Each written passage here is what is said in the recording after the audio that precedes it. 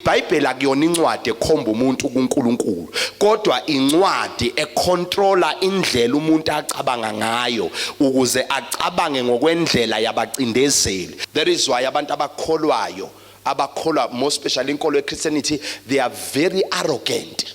Ngisho ngafika inkosi bawutshela siyikhothameli thina inkosi, sinenkosi eyafa esiphambanweni ilengela izono zabantu, ngoba lenkosi bayibhalelwa phansi bayifundiswa.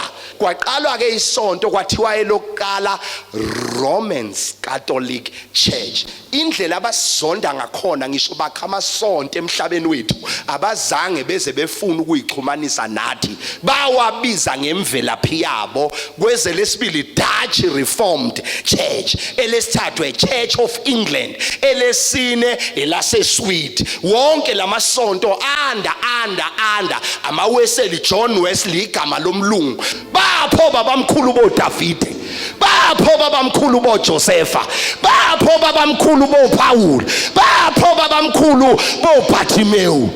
Istory lesi sokuzodlala ingqondo zabantu. Abantu abasindisiwe bathi uyoyeka nini ukuthi wena shumayela ngento yakho ungabathinti bona, ungasho lutho kubona. Ngiyoyeka mhla badelete amavesi abiza amadimoni, abiza abantu abangasekho ngamadimoni. Mhla nabo badelete amavesi agxeka thina esikhonzela amadlozi, nami ngiyobayeka lawo mavesi oLevite ukuthi mayisekhona nami ngiphezulu kwawo. Thina ke abantu abamnyama inkululeko asikakafiki kuyona, sisayidinga.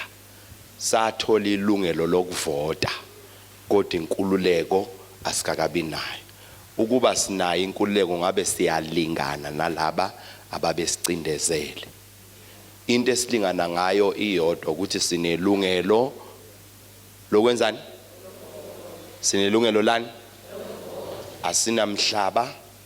Ugesi kubona uhamba i-hour elilodwa, kuthina uhamba 5 hours, sometimes even 5 days.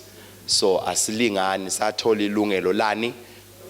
Sinelungelo lokuvota nje qwaba, lokukhetha ukuthi ubani ozohlala emandleni mayisehleli bese bona bemlawula. Ningizwe? Bese benze njani? Ngesikhathi befika umonakala bawenza. Ungilalelisise kahle ngoba iyona le ntshumayelo yami.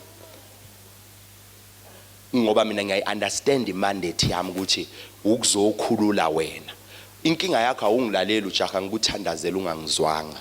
Ngizofika kulento yokucela ngendlela eright ezokwenza ukuthi uphendule, ngoba namhlanje ngizoku-answerisha ukuthi why uhlala uthandaza kodwa ungaphendula namhlanje. Angithi? Why uhlala ucela ungaphendulwa, angithi? Okay. Ngesikhathi bafika babona ukuthi abakwazi ukulwa nathi ngamandla. Sinezimpi eziningi njengabantu abamnyama esazinqoba. Kuliwa ngezandla, kuliwa ngemikhonto, belwa ngezibhamu, but still sazinqoba lezo zimpi. Base betadisha befuna ukwazi ukuthi akuphi amandla alabantu. Then ba realize ukuthi amandla ethu ala in ability yokucabanga. Thina singabantu aba-visualizer izinto. Sinemidlinzo. Imidlinzo yethu njengoba nawe kukhona izinto oyozidlinze okube nemidlinzo yazo kodwa uthuke sewuzona lezo zinto. So i-transport yethu yokufinyelela ezintweni is our imagination. Ningizwe? Yini? Our imagination, imidlinzo yethu. Thina ke basibona ukuthi imidlinzo yethu ikwazi ukusixhumanisa ngisho nedlozi. Sidlinza nje. Imidlinzo yethu sikwazi ukuthelwa ngesihlahla kuthiwa intelezi. Emva kwalokho sibe namanye amandla avuka kuthina sinqoba izimpi, ngoba yonke impi siyilwa siyiqede ngemidlinzo yethu. Thina siganwa singaqalanga unkosikazi samkhetha ngemidlinzo. thina asinayo into esiyiphatha ngezandla singazange sibe nemidlinzo yayo. So ucabanga kwethu kungamandla ethu njengesizwe esimnyama noma njengabantu bakwantu. Ngizwe? So yonke into onayo imagnet yokuyi attractor, a law of attraction is your thinking ability, imidlinzo yakho.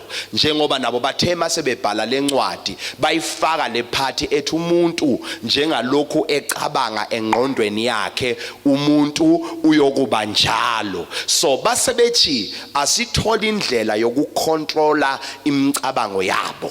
Ba introduce izinto ezimbili. Into yokuqala imfundo, into yesibili ireligion.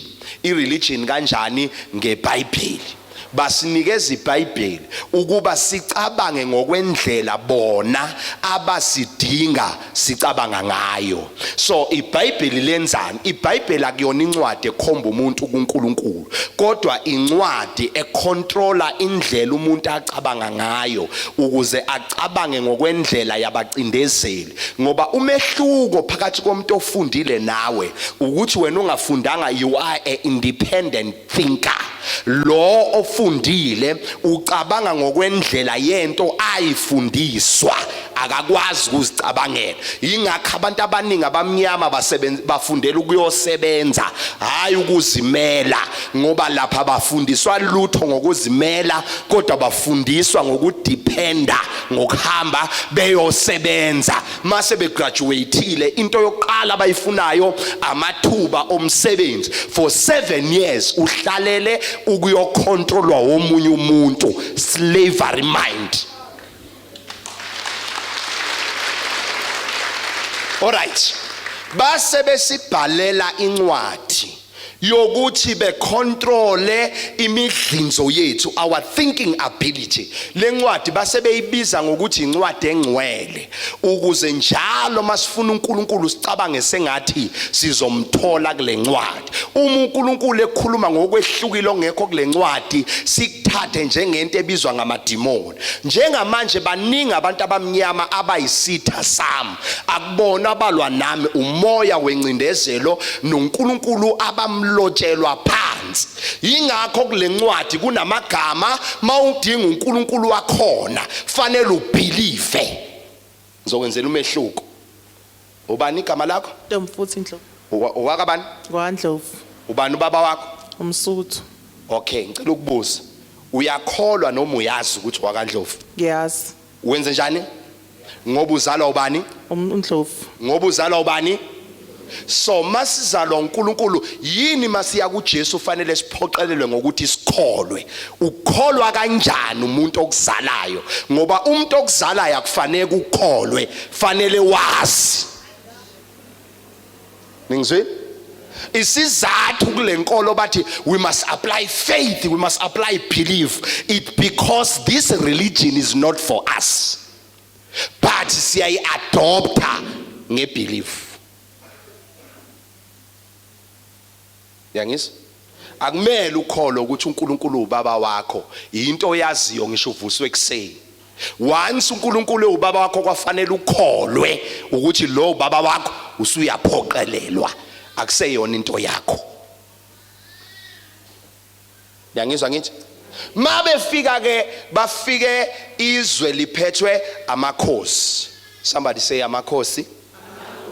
Mabefika babuka umkani bebona ukuthi izwe liphethwe amakhosi, bathi laba bantu ibelief yabo incike kumdali, ibelief yabo incike emakhosini, ibelief yabo incike emadlozini. Fanele ukuze sibaphuce umhlaba, sibaphuce ingcebo yabo, asikwazi ukubaphuca singasusanga lezi zinto zo3. Baqala basusa amakhosi, ba introduce umuntu obhalwe phansi obizwa ngokuthi yena uzoba inkosi yamakhosi, ukuze ba discredite amandla amakhosi. Ningizwe? Isizathu bembiza ngenkosi yamakhosi. Hayi, inkosi yamakhosi umveli nqangi. but because bazontshontshizwe umhlaba usemakhosini amagolide asemakhosini fanele bantshontshe amandla emakhosini base beintroduce uNkulunkulu wabo omhlophe wencindezelo bathi hayi ngawabona nje lamakhosi asemhlabeni but ikhona inkosi esezulwini badila nama resources asemhlabeni bawathatha wonke bazi ukuthi sine ability of imagining things base besakhela indawo engekho ebizwa ngokuthi sezulwini so that sizobanikeza wonke amagugu wethu siphile kuleya imaginary place esingakaze sayibona which is not guaranteed ukuthi khona noma yikho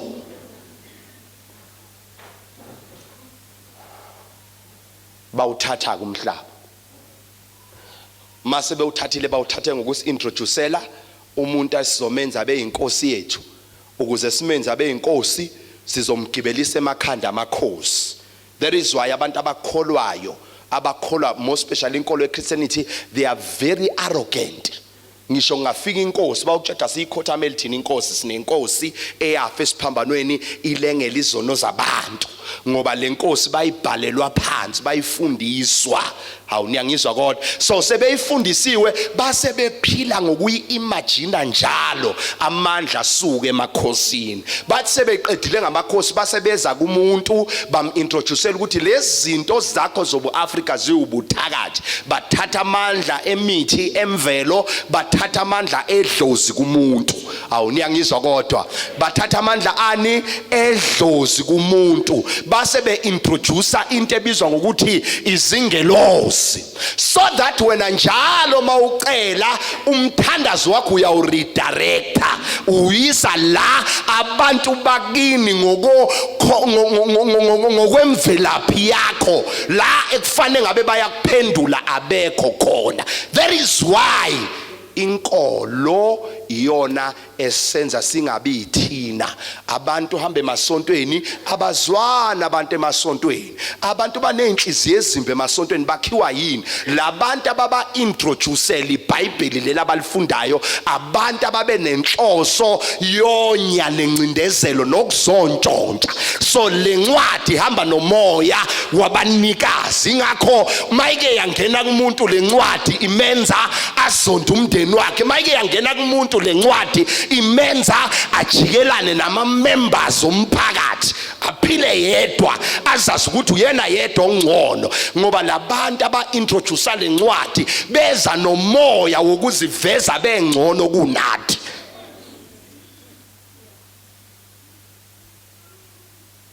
so baseke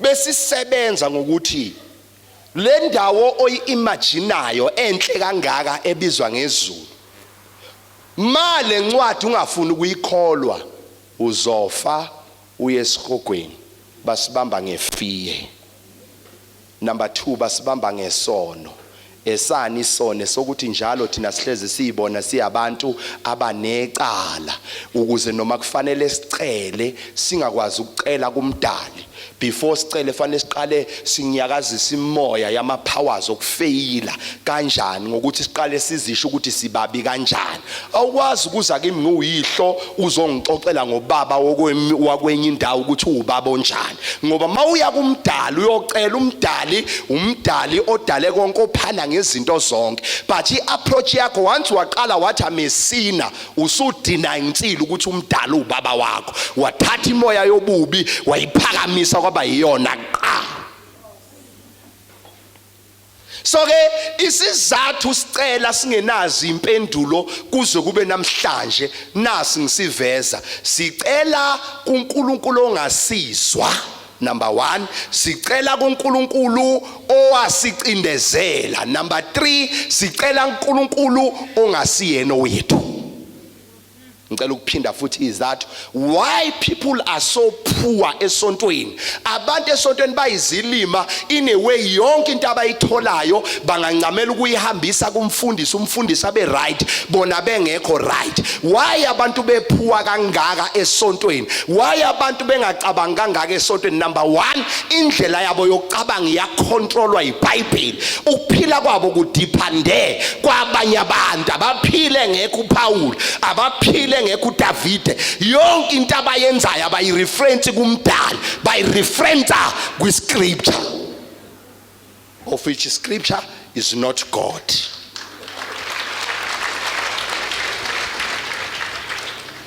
Niyangizwa? So kusuka lapho ke asikaze simazi umdali, sazi incwadi esiyakhelwe, ngoba ukwazi iCV yomuntu akusho ukuthi umuntu uyamazi. Let's say ke le ncwadi ngempela ibhalwe uNkulunkulu, but it's just a CV, not him. Niyangizwa? So basinikeza ke lenkolo. Eyani lenkolo? Inkolo yokusithathela konke. Yingakho makusilenkolo kuthandaza thina sisonta 5 hours basonta 1 hour, kodwa bona bacebile kunathi. Bona banomhlaba, bona ingane zabo bazishiyela ifa, thina si broke. Uyazini yenza lokho, yenza ukuthi thina masithandaza sisaphakamisa umoya wencindezelo owaba imotive yokukhanda lencwadi. Okay, base bethi ke kwaqala ama missionaries angena to door enikeza abantu lencwadi mahala, ngoba bathi bagcina bethi abantu siyobaqeda nini ngoba baningi. Kungcono sakhe indawo la isobaqoqela khona ndawonye. Aseka amabhune seqala akhe indawo ebizwa ngokuthi isonto, is church. Kuzokwenzani? Kuzosontwa abantu.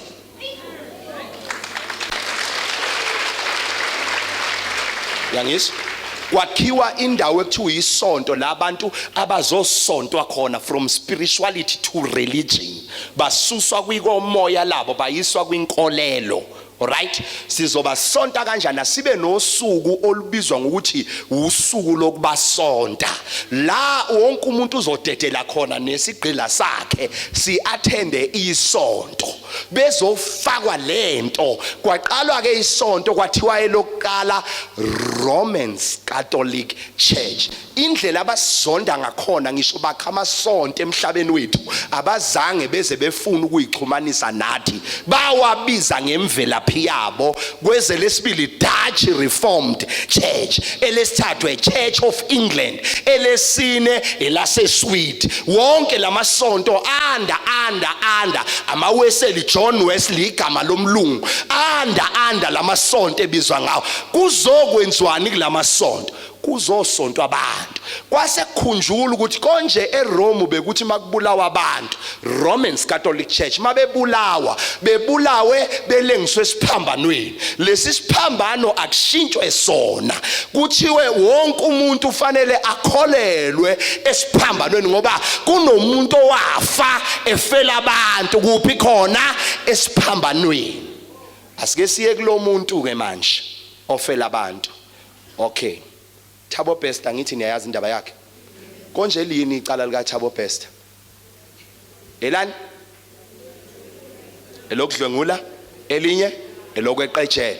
Ake siwayeka amanye sathi lawa u2. Sazi ngani ukuthi uThabo Bester unalamacala? Ngoba uchajiwe ngawa ngithi.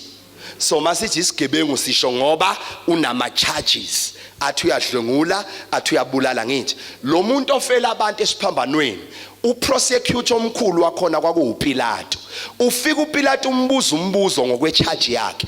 Ngempela na uyinkosi yabaJuda na? Uphendula uthini? Usho khona.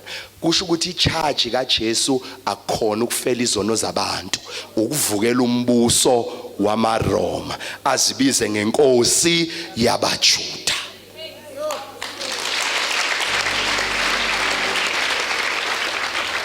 Ufakazi walokho kade sikholwa ukuthi uJesu wasifela ngithi yini esizuzile. Angithi uJesu uthe wafa wayesethi siyocela, kushiwo ukuthi kuyocela abanjani kuphendula abanjani. Angithi sase siyacela sesinakho.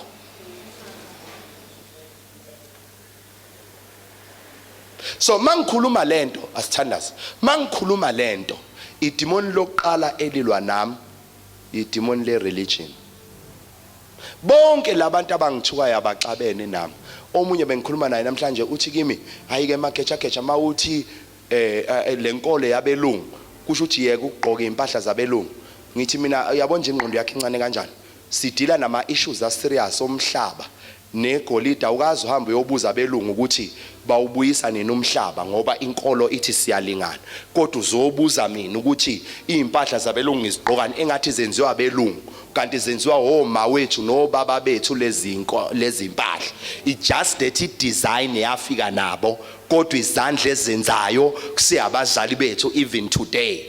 Uyakwazi ukubuza mina ukuthi ngiyigqokelana impahla zabelungu kodwa awukazi uyobuza umlungu ukuthi wawuthathelana umhlaba wethu.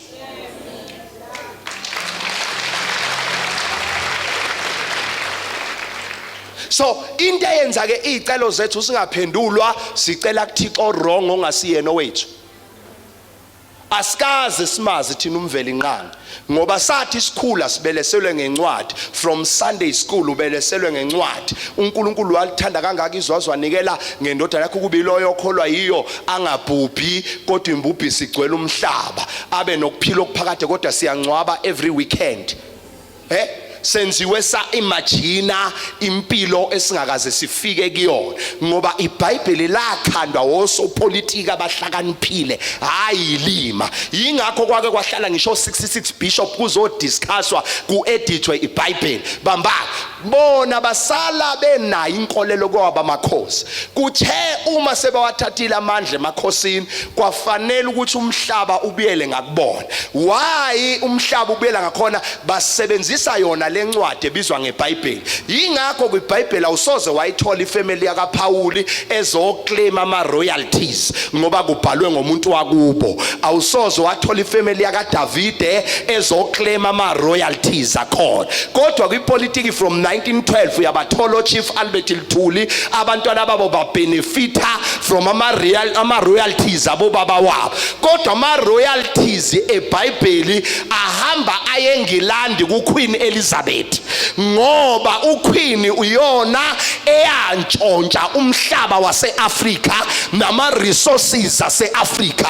Yantshontsha ngani? Ngencwadi. Kusho ukuthi ama powers eBhayibheli umuntu obenefita ngama royalties eBhayibheli yilo ongabo behind ekubhalweni kwalo. Ubani? The Queen.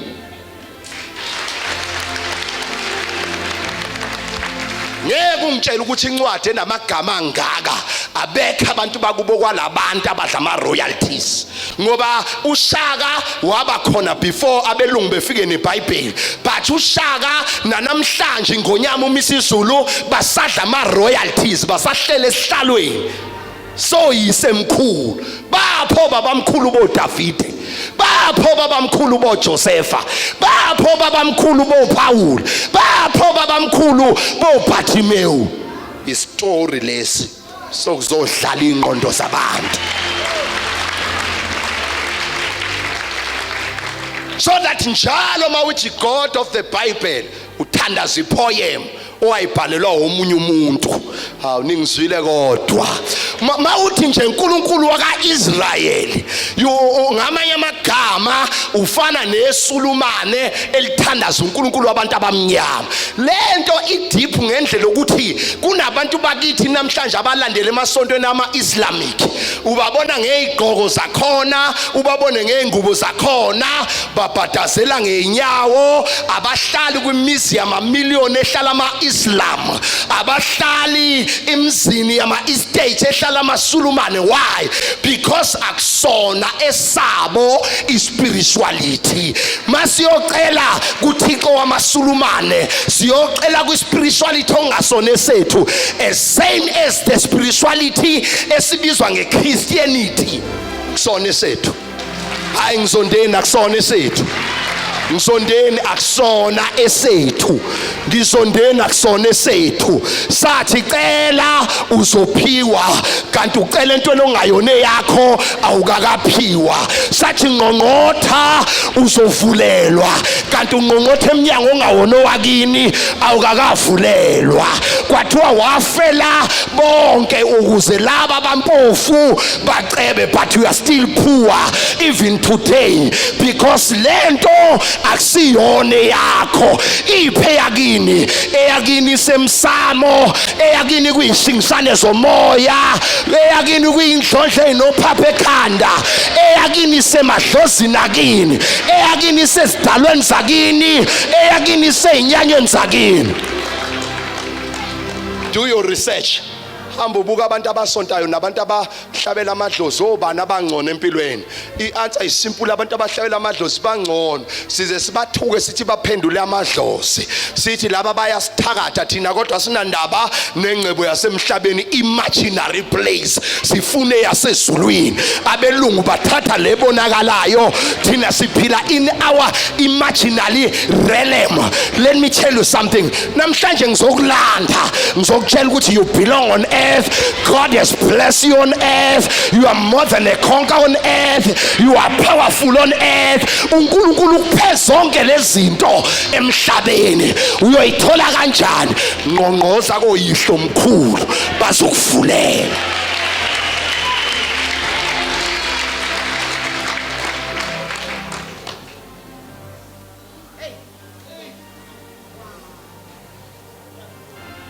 Mangaka amavesi ala ekhanda, mangaka kusebenzelayo.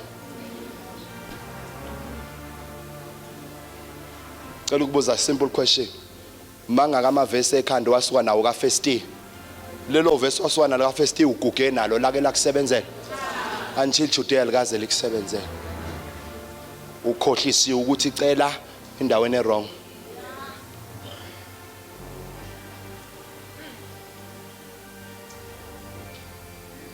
Ukhohlisiwe ukuthi nokha emnyango wrong. Thina sizwe esinyama sikhalela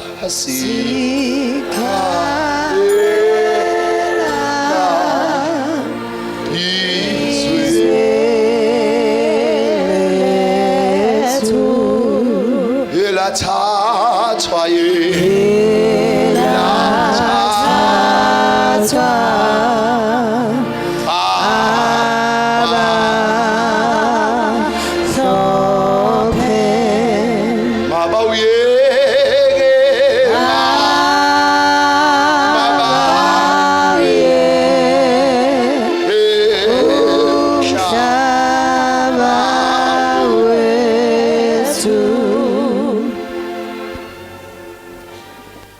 inesililo ngama-Afrika,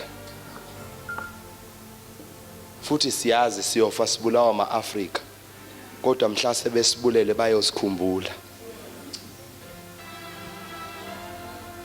Njengoba iLibya yambulala uGaddafi yamkhumbula, nathi niyosibulala kodwa niyokwazi ukuthi bake baba khona abashumayeli abazama ukubuyisa umuntu omnyama. Ngabuza umbuzo ngathi wena ucabanga ukuthi nje khona umuntu omhlophe ongafela wena? Abafowabo bekugqilaza ngama-washing, uphuma ngo-5 uwasha from 6 o'clock kuze kushaye u-5.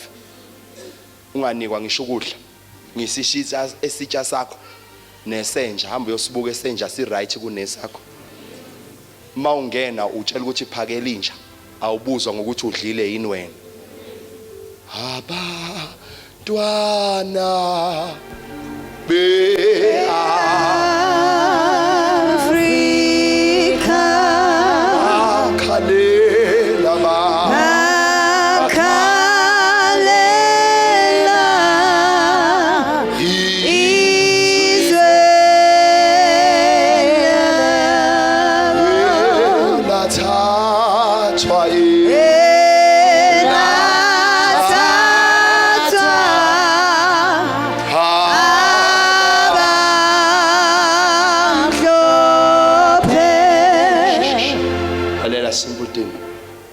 ubuke ukuthi lento yakha abantu aba-evil akuyona yenu.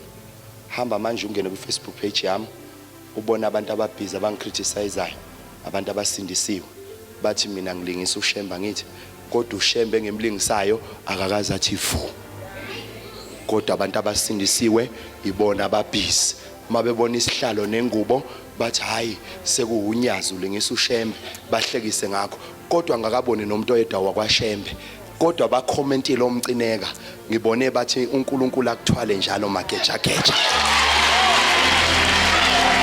Kusho ukuthi I don't irritate them, I irritate their masters' demons.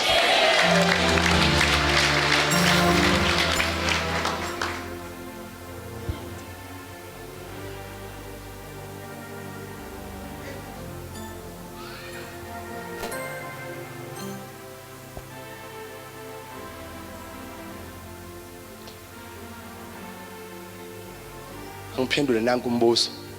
Baba, abantu abasindisiwe bathi uyoyeka nini ukuthi wena shumayela ngento yakho ungabathinti bona ungasho lutho kubona. Ngiyoyeka mhla badelete amavesi abiza amadimoni, abiza abantu abangasekho ngamadimoni. Mhla nabo badelete amavesi agxeka thina esikhonzela amadlozi nami ngiyobayeka. Lawo mavesi oLevite ukuthi mayisekhona nami ngiphezwa. Angiphinde futhi bayakhala abasindiswa bathi babafaka into yakho ngaphandle kokugxeka. Kanti bamagejageja uyobayeka nina abasindiswa, ngiyobayeka nabo mhlaba delete amavesi akhuluma ngamadlozi eveze nabathakathe endaweni eyodwa. Mhlaba delete amavesi athi into yethu yaseAfrika ewubuthakathi. Mhlaba athi onamadlozi yokhandwa ngamatshe bawadelete lawo mavesi nami ngiyobayeka. Mayisekhona lama vesi inkani zababili mntaka baba. Yimi la yibo la. Yimi la yibo la. Abasindiswa ngala umagejageja ngala.